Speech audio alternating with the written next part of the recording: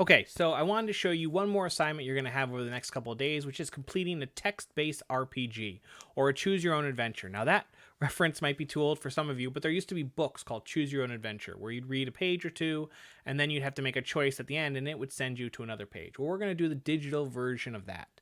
You're going to write an adventure game that starts off with some text, asks your user to make a choice, and then goes to more text based on the choice they make.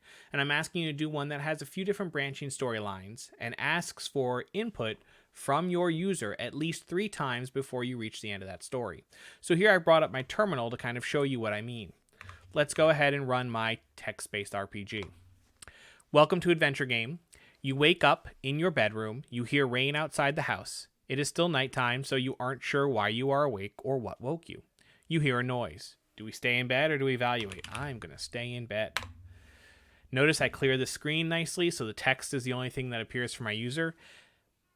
You stay in bed, pulling the covers over your head and pretending the house makes those noises all the time. You start to drift back off to sleep when you hear a loud crash which comes from somewhere else in the house, maybe the kitchen. You get out of bed and put on your fuzzy rabbit slippers.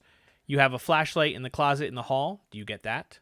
You have a bat under the bed. Do you get that? Let's get the flashlight. With you flashlight in hand, you slowly walk down the hallway in your house. You hear scuffling sounds like nails on a tile floor. When your flashlight spins into the dark kitchen, you are greeted first by the wagging tail and then by the slobbery face of Max. Max had gotten into the trash again. The scariest things are having to clean up the trash and Max's breath after his late night snack. Okay, so it could have used some editing, but generally you get the idea. This is what you are going to create with, again, 3 user inputs before you reach the end of the story and some different branching storylines over the next few days. So this should be coming right after you finish your calculator program. Once you finish your calculator program, I'd love to see you do some work on this.